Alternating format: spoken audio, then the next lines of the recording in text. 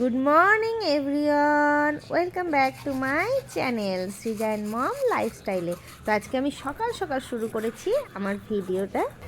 এবার বোঝা যাচ্ছে ডিসেম্বরে ঠান্ডাটা পড়েছে, সত্যি ঠান্ডা লাগছে আজকে সকাল থেকে।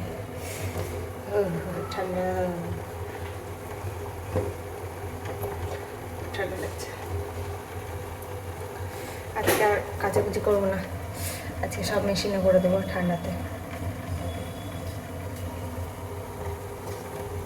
বাবুর আজকে আবার স্কুলে যেতে আছে, খাতা দেখাবে, কটার দিকে যে যাবে ওর বাবা কে জানি। আজকে পরীক্ষা হলো, সেই পরীক্ষার খাতা দেখাবে আজকে স্কুলে, আজকে স্কুল যেতে আছে। ঠান্ডা হাওয়া। এই দেখো আরেকজনকে, একজন ঘুমোচ্ছে আর একজন উঠে দেখে বেড়াচ্ছে সবাইকে, ঘুমিয়ে গেছে। কি হয়েছে? কি হয়েছে? এই যে আর একজন জেগে আছে, মামাই উঠে গেছে বেটা। দাঁড়া,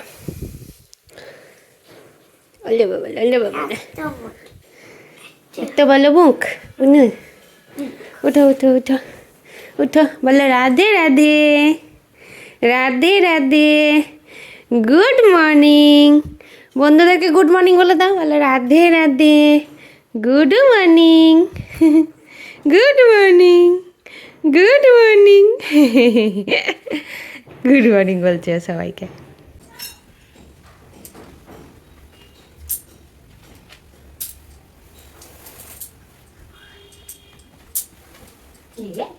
মামা আজকে রোদ উঠি বেটা, বাইরে একদম কুয়াশা আর কুয়াশা, কুয়াশা ভর্তি বাইরে, একদম একটু রোদ নেই।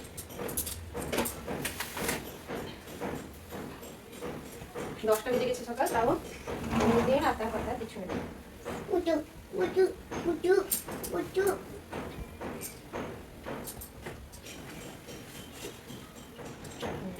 থাকা দিয়ে না, খেয়াল করে রাখিস।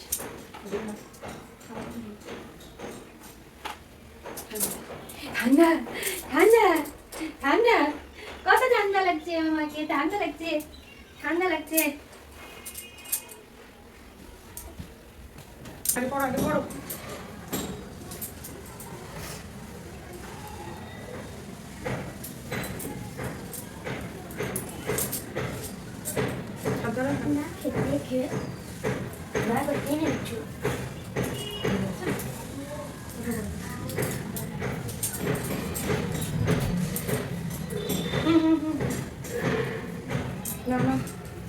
স্যান্ডেলটা পরো পায়ে, শীত আছে, স্যান্ডেল পরে হাঁটাহাঁটি করো।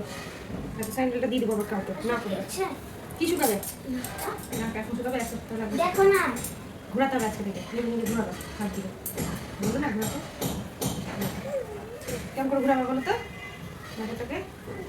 এই যে আমার এই নাকেরটা থেকে না, এই দেখো এইভাবে ধরে এইভাবে দিকে যেন নাকেরটা ঘুরে তুমি যেন ঘুরতে পারো, নিচে ঘুরছে সেজন্য হাত দিয়ে হাত ঘুরালে হবে, নাকেরটা ঘোরাতে, ঠিক আছে? যখন এবার ব্যথা করছে না, ঠিক ঘুরছে, কি সুন্দর লাগে না? যদি ওই নামটা পড়লে তো আর নাকি করতে পারবো না, আর খেতে পারবো।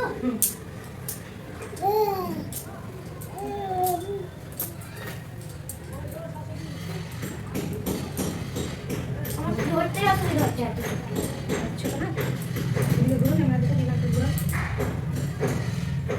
বুঝছে? আস্তে আস্তে করে ঘুরাবো, বুঝছে? ঘুরাও দেখি।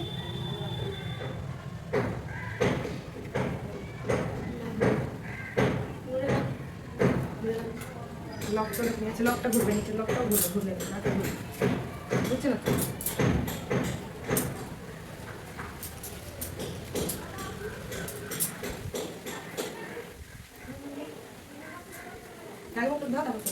ঠিক করে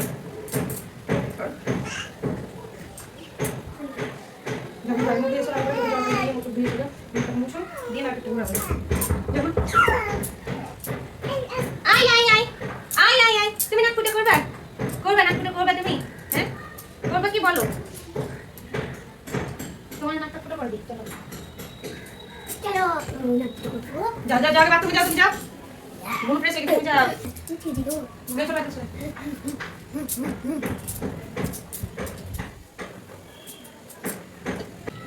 হ্যাঁ এই বেলাতে পড়া করে বিয়ে বলে দিলাম, পার্টি যাবো বিকালে, পড়া যেন হয়ে যায়, ডায়েরি দেখে দেখে পড়া করবো, একটা পড়া যেন মিস যেন না যায়।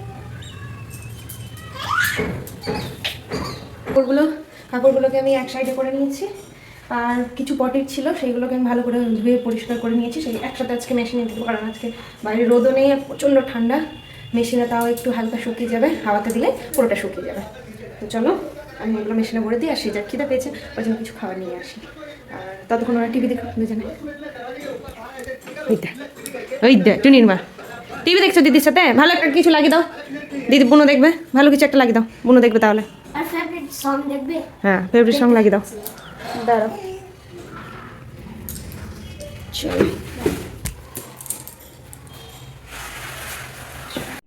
কথায় আছে না, সংসার সুখে হয় রমণীর গুণে। এই রমণীরা সারাদিন এত পরিশ্রম দেয় সংসারের পেছনে, যার জন্য সংসারটা সুন্দরী এবং সুখেরই হয়ে ওঠে।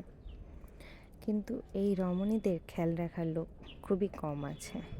সারাদিন বাচ্চা সংসার সামলে, স্বামীকে সামলে, সবারই মন জগিয়ে চলার পরেও দিনের শেষে না খবর নেওয়ার লোক খুবই কম থাকে, যে তোমার দিনটা কেমন কাটলো বা তুমি কেমন আছো, এই কথাটা বলার লোক খুবই কম পাওয়া যায়।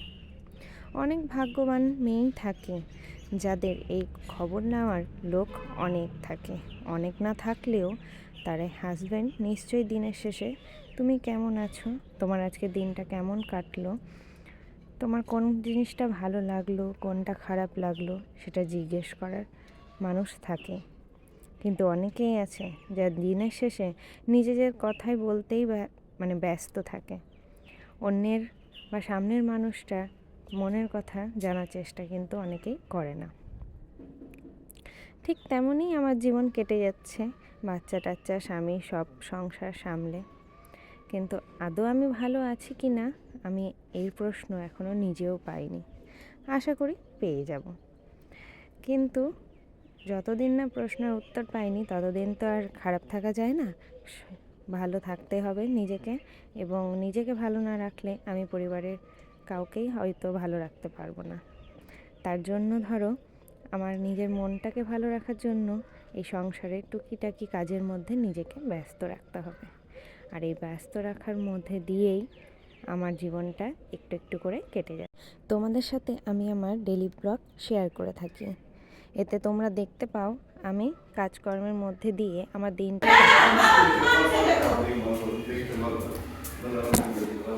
কি কি কি বাবার মতো দেখতে তাই বলেছে কে ম্যাডাম কাকে বলেছে? বই নিয়ে কবে? বইটা দেখে কি বলছিল ম্যাডাম? বই দেখে বাবা যেটা বললো ওটা বললো না মা? বাবু কি বললো?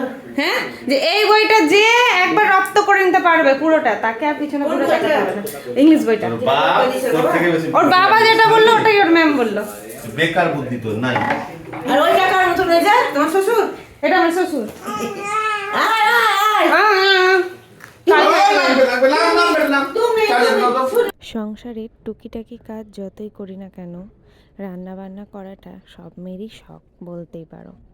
আমারও তেমন একটা শখ যে আমি নিজের হাতে রান্না বান্না করব, সবাইকে খাওয়াবো দাওয়াবো। কিন্তু জানো, শ্বশুরবাড়িতে আসার পর থেকে আমার এই শখটা কখনোই পূরণ হয় না। কারণ আমার শাশুড়ি মা, তিনি নিজের হাতে রান্না করেন এবং নিজের হাতে রান্না খেতে বেশি ভালোবাসেন। আমাকে শ্বশুরবাড়িতে রান্নাঘরে ঢুকতে দেওয়া হয় না। এখন অবশ্য আমি সেই জল খাবারটা করি আর রাতের খাবারটা করি, কিন্তু দুপুরের যে মেন মেনুটা হয় সেটা কিন্তু আমার শাশুড়ি মাই রান্না করে, যার জন্য তোমরা আমাকে রান্না করতে দেখতে পাও না। এটা হয়তো আমার শখই থেকে যাবে, আদৌ শখটা পূরণ হবে কবে তাও জানি না, যে আমি রান্না বান্না সব করব। কিন্তু কি বলতো, সময়ের সাথে এবং পরিস্থিতির সাথে আমিও মানিয়ে নিয়েছি, কারণ বাচ্চা কাচ্চা সামলে আমারও কিন্তু পেরে ওঠা হয় না। যদি রান্না বান্না সব আমাকেই করতে হতো তাহলে হয়তো আমি আর অন্য কোনো কাজ করতে পারতাম না। অনেকেই আছে যারা রান্না বান্না সংসার সমস্ত রকম কাজ সামলে ডেলি ব্লগ প্রতিদিন ছাড়ছে, সমস্ত কাজ করছে, তাদের উপর কী ধরনের যে প্রেশারটা পড়ে সেটা কিন্তু অবশ্যই আমি বুঝতে পারছি। নিজে অনুভব না করলে মানুষ কিন্তু বুঝতে পারে না। অনেকে ভাবে কি এমন আছে এই তো ভিডিওটাকে লাগিয়ে দিল স্ট্যান্ডে আর যা কাজ করছে ব্যাস উঠে গেল, ভিডিও তো হয়ে গেল, কিন্তু ভিডিওটা এডিট করতে গিয়ে যে মানুষের কতটা সময় লেগে যায় সেটা কিন্তু কেউ জানে না। আমার কিন্তু ভিডিও ছাড়া হচ্ছে না এই এডিটের জন্য, অনেকগুলো ভিডিও জমে গেছে কিন্তু আমি এডিট করতে পারছি না, কারণ বাচ্চা নিয়ে সারাদিনের ধকলের পর রাত্রিবেলা না খুব টায়ার্ড হয়ে যায়। তারপর আর নিজের কাছে সময় থাকে না যে আমি এখন 1-1.5 ঘন্টা ভিডিও এডিট করার পেছনে দেব। সেই 1-1.5 ঘন্টা আমি ভিডিও এডিট না করে আমি একটু আমার স্বামীকে দিই সেই সময়টা, যার জন্য হয়তো আমাদের সম্পর্কটা এখনও একটু মধুর হয়ে আছে, না তো কবে তিক্ত হয়ে যেত যদি তাকে সময় না দিতাম। তার জন্য ভিডিও আমার এডিট করা হয় না এবং তোমাদেরকে ছাড়াও হয় না। তো যাই করি না কেন কাজ আমি সবটাই তোমাদের সাথে শেয়ার করি, আর ভাবি তোমাদের আশা করি যে খুব ভালো লাগবে ভিডিও দেখতে, আর তোমরাও সেই মতো আমার ভিডিও দেখতে খুব ভালোবাসো, পছন্দ করো, অনেকের অনেক ভালোবাসা পায়, কিন্তু যেন কমেন্ট খুব কম পায়।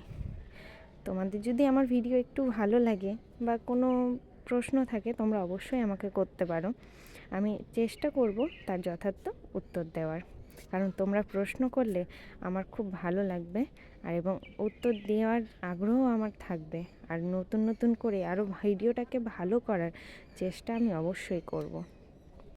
তো দেখো কাপড়গুলো কিন্তু কাঁচা হয়ে গেছে আর এখন আমি মেশিন থেকে বের করে নেব। পুচকিকে নিয়ে একটু অসুবিধা হচ্ছে ঝুঁকে ঝুঁকে কাজ করতে, তো যাই হোক ওকে নিয়েই আমি মেশিন থেকে কাপড়গুলো বের করে ছাদে মেলে দিয়ে আসব। আর জল খাবার করে ফেলেছিলাম, খাওয়াও হয়ে গেছে আমার। তো চলো দেখো বিছানা একবারে নোংরা আছে, বিছানাটা পরিষ্কার করি ফটাফট। খাওয়া হয়নি আমার, খাওয়া হয়ে গেল, তাড়াতাড়ি খাও। চলো এখানে বসো মা, তোমাকে না বসালে তো আমার কাজই হবে না গো বেটা, এখানে বসো খেলো নাও।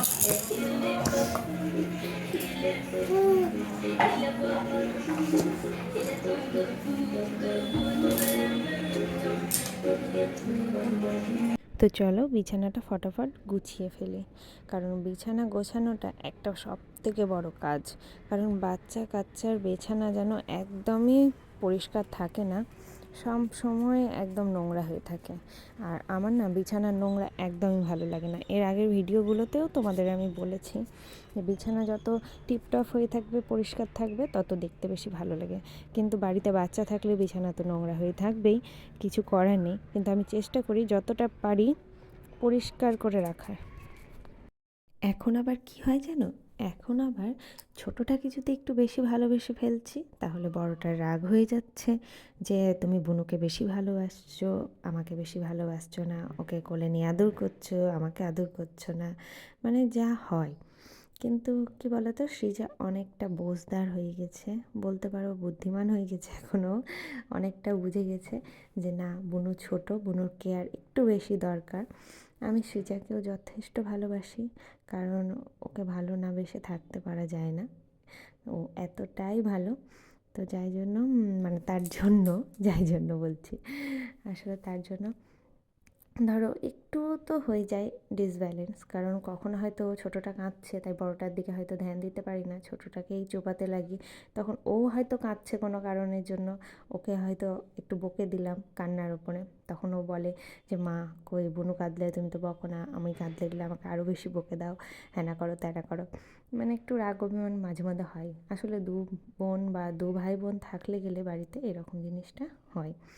তো দেখো আমি স্ট্যান্ডে লাগিয়ে রেখেছিলাম কি সুন্দর করে ভিডিওটা হবে বলে, আর এই যে 3টে বদমাস চলে এসছে উপরে ছাদে আমাকে বিরক্ত করতে, আর আমার ভিডিওটা ফেলে দিয়েছিল ফোনটাকে, দিয়ে আবার সৃজা ঠিক করে লাগিয়েছে, ও তো ছোটো ঠিক মতো লাগাতে পারিনি, তো যাই হোক যেমন তেমন করে লাগিয়েছে।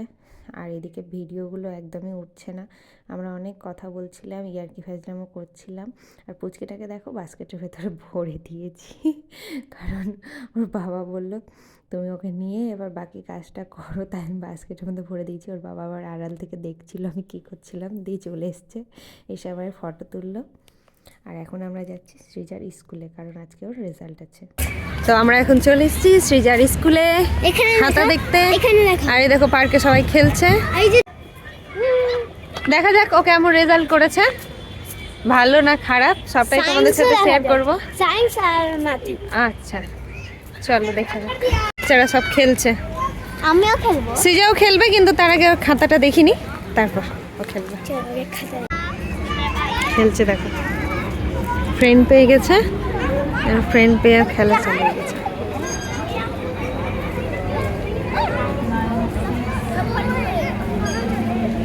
কি হলো?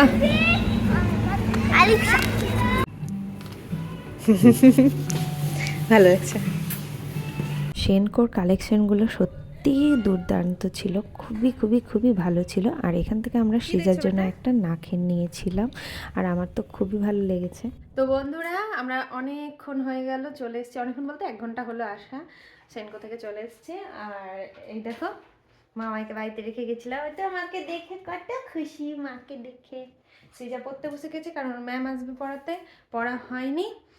আর এসে প্রচণ্ড খিদে পেয়েছিল, তাড়াতাড়ি করে খেয়ে নিয়েছি, একটুও কোনো ভিডিও করা হয়নি। তো চলো এখন আগে একটু ওকে পরিয়ে দিই। আর এই যে কাপড়গুলো সব একটু গুছিয়ে নেব, তারপর আবার তোমাদের সাথে কথা। পুচকিটাকে বাড়িতে রেখে গেছিলাম কারণ বাইরে প্রচণ্ড ঠান্ডা হাওয়া দিচ্ছিল, আর ওকে ঠান্ডা লেগে যাবে, অল্প অল্প ঠান্ডার ধাঁচ আছে ওর, তার জন্য ওকে মামনির কাছে রেখে গেছিলাম। আর ও যেহেতু এখন একটু তোলা দুধ খাচ্ছে ওই জন্য কোনো অসুবিধা নেই, মামনি ওকে খাইয়ে দিয়েছিল। আর আমার যেহেতু বাবুর জন্য একটা নাখেন নেব, ওই জন্য একটু আমাদের দেরি হবে বাইরে, অতক্ষণ বাচ্চাকে নিয়ে বাইরে ঘোরা আর ওর খাওয়ারও ব্যাপার থাকে, ওই জন্য ওকে একটু বাড়িতে রেখেই গিয়েছিলাম। আর বাবু কিন্তু খুব সুন্দরভাবে ওর ঠাম্মির কাছে ছিল, ও ছোটো থেকেই ঠাম্মির কাছে থাকছে আর খুব ভালোই থাকছে। আর সৃজা কিন্তু থাকতো না, ছোটোবেলায় একদমই আমাকে ছেড়ে ও থাকতো না, ওর ঠাম্মির কাছে কেন কারো কাছেই ও থাকতো না, ওকে নিয়ে খুব আমাকে ভুগতে হয়েছে। ও একদম মানে ওটা ছিল যাকে বলে, কিন্তু পুচকিটা ও থাকে।